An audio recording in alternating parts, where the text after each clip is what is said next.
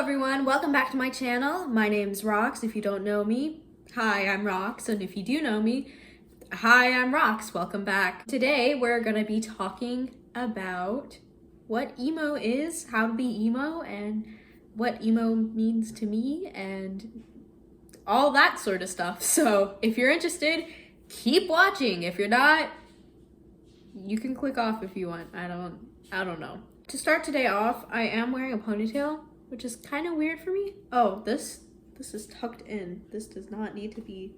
Ooh. It's because it's like part of my bangs that I used to have. Okay. I don't like wearing ponytails because I feel like they look weird on me with my short hair. My regular hair too. Anyways. So what is emo? To answer this question, we gotta look back into the history of the word.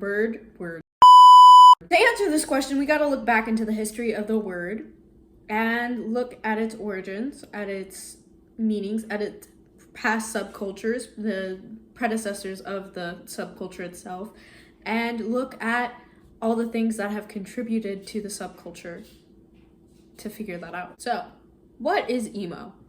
Emo is a music-based subculture kind of found in the 80s to late 90s, but really spiked up in the early 2000s. But we'll get into that a little bit more later. It's a musical-based subculture.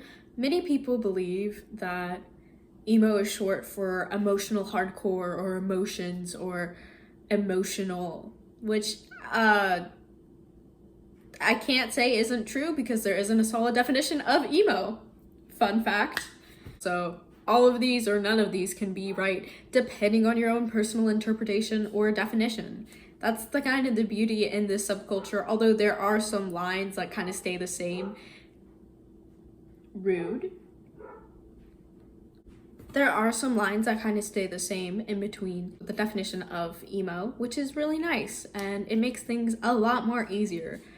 But of course, there's still controversy and questions around it, so I'm here to answer it, your resident emo. But this is what I look like normally. Not the ponytail. That's something new. We're trying some new things today. It's not showing on this side, but it's there. Yay. I see a lot of people using the emotional hardcore stance to defend this or this as emo, or like the way they're dressing as emo. All of these are not emo. None of these are emo, okay? This is e-girl, e-boy, whatever. This is not emo, okay? Just I had to get that out of the way because a lot of people call it emo and it is not. Another thing that emo is not is it is not anybody wearing dark clothes or anyone who is suicidal or self-harms. That's not what emo is. Kind of really offensive to be like, ooh, wrist check. Bleh. It's kind of really offensive to be all like, ooh, wrist check, because a lot of people who do suffer from self-harm, that's very like triggering and upsetting. Not a pleasant thing to hear. Guys, stop with the wrist checks and the suicide jokes, okay? Most people typically agree that emo music, since it's a music-based subculture, is amongst the mix of post-hardcore, screamo, pop punk. The ideal emo band is typically in the mix of all of them. You know, it's kind of a combination of all these genres and everything that existed before it in the metal punk scene, because that's how subcultures work. You take a little bit of this, you take a little bit of that, and then new subculture. It's a beauty in things. Back with the emotional hardcore stuff, some people disagree and think that anything with, you know, emotional lyrics is emo, which is a fair like assumption, I guess, because there is no real definition of emo, but there is a real music subgenre and look to go with emo, even if there's not a solid definition out there and there's like tons floating around in the universe. That being said, the Oxford Dictionary definition of emo is, as a noun, A style of rock music resembling punk but having complex arrangements and lyrics that deal with more emotional subjects. And as an adjective is denotating or relating to the emo and its associated subculture. So pretty standard basic stuff. Doesn't really tell you what like emo is from like a new person perspective of it. It looked like there's a hair there. There is. Oh, that is gross. I need to cut it. Should I get the emo haircut, guys? I feel like everybody knows what that is. I don't know if I have to do a video of that. But yeah, let me know if I do. Oh, shit. Even though there's thousands of definitions, the best way to mix in all of these definitions is to take a little bit of both, right? It's emotional lyrics and music based from emotion, but it has a certain style to it, like post-hardcore, punk influences, punk influences, new metal influences, but not as much. Just a seasoning, just a little. Heading back to the e-girl, e-boy point I had, I don't know what the gender neutral term for like an e not boy girl is. E-person? Is there a gender? I don't know, because emo is gender neutral. It encompasses all of them, but e-person just sounds weird. It sounds like I'm gonna go email someone or talk to my e-friend. That sounds so like gross and weird and cringe. No, because like, I don't know, okay? Whatever it is, they're not the same as emo. There's a difference. There's a clear difference in the styles. You see this, they're different, okay? Yes, they both wear dark hair, but yes, they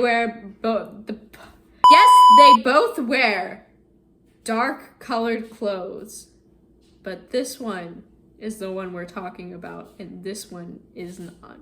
And yes, they both do have dyed hair. That looks pretty cool. They're both really cool people. Well, to look at. Or subcultures, they're both part of really cool subcultures that are alternative. However, they're not the same. I'd really like it if people stopped saying that they were the same, because they are not. Thank you. Goodbye. And of course, if you want to be emo, the first thing you have to do is listen to the music, because it's a music-based subculture. So there's a list of introduction bands that I've compiled for you. For starters, I'd like to preface this by saying My Chemical Romance is not an emo band. It will never be an emo band. But a lot of people associate it with being emo, and that's because it has the sounds kind of like emo, but it is not. There's a difference there. I'd also like to add that Weezer technically is an emo band. Unfortunately, Weezer is actually one of the early like bands that kickstarted emo, and as much as it kills me deep inside to say that, Weezer technically is an emo band. Anyways, here's the list of bands. Pierce the Veil, Bring Me the Horizon, Sleeping with Sirens, Asking Alexandria, Black Veil Brides, of Mice and Men, Hawthorne Heights, The Used, Chiodos, Jimmy Eats World, Mayday Parade, All Time Low, Paramore, Icon for Hire, Escape the Fate, Taking Back Sunday, and Metro Station. Of course, emo bands aren't limited to this list. There's a lot more, but these are the main like popular ones. Also, early Panic at the Disco. I believe Fall Out Boy, but don't attack me if I'm wrong. I just listen to a lot of Fall Out Boy personally, so I don't actually know if it's emo. I see it get considered emo a lot. I don't think it actually is. I think it's more like poppy, but to each their own. I like a lot of pop music, a lot of trashy pop music. Whoa, moving my legs. A lot of trashy pop music, so that's why I like them. But yeah, if you want to look into those bands and listen to some of them and like slowly start getting into the emo subculture, that's where I recommend starting.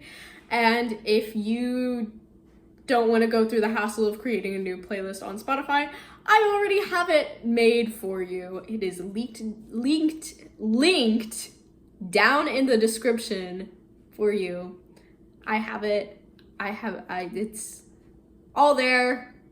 All these bands, maybe not all of them, but a good few of them to get you started. And then if you want my personal playlist of like emo music, that's also linked down there. So yeah. So what is the emo style?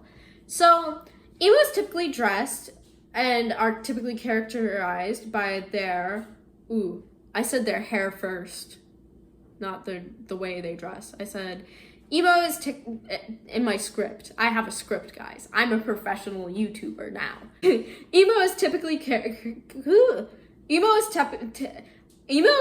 characterized by their iconic side part, choppy layered hair, and typically dyed hair colors. Next, they typically wear band shirts or graphic tees, typically accompanied by hoodies. I said typically way too much in this. Skinny jeans, skater skirts with patterned leggings or fishnets. Accessories commonly used are studded belts, striped hair, cheetah print hair.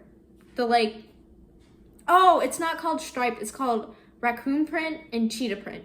So it's like the hair, photos. So you guys know what I'm talking about. Arm warmers, leg warmers, rubber bands, like the chunky ones though, the I Heart Boobies ones, those were really big with the emos back in the day. I say it like I was an emo back in the day. No, I was a baby. I was like a really small child. Some of it I wasn't even born for. I was really young. Candy, choker necklaces, ties, headbands, like the ones with the spikes, that one's really cool. Bows too, but bows are more for scene kids. I'll do a video on scene kids too in a separate video. Converse, Vans are the emo shoe. Like they love Converse and Vans. And the knee-high Converse, if you had those, you're a god in the emo community. You are a god.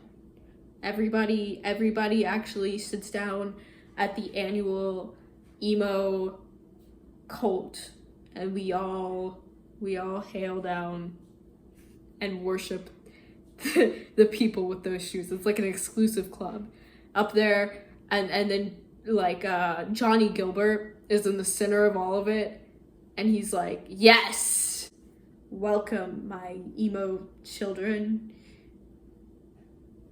That actually sounds really fucking weird whenever I say that out loud. Okay, bits over. Speaking of scene and emo, there is a lot of differences, but a lot of people get them mixed up. The easiest way to tell is thinking of scene as colorful emo. It's not that, but for now it's easier, just that's the easiest way to tell, and that's the most common definition, although scene has its own music style and way of dressing, and emo is more an organized thing, and scene kids are more random. They wear a lot of patterns.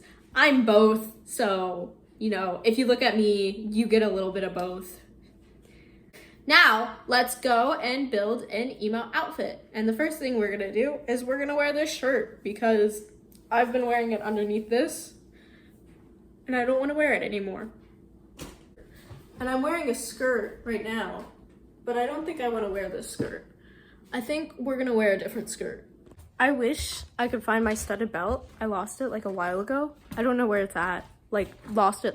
This is me realizing I have to refilm everything because everything that I did film, I can't use because there was a fan in the background and the audio is absolutely awful. So here goes nothing. My Misa Amane dress looks questionable back there, but it's a Misa Amane dress, so don't question me. Anyways, basically, okay, outfit, right?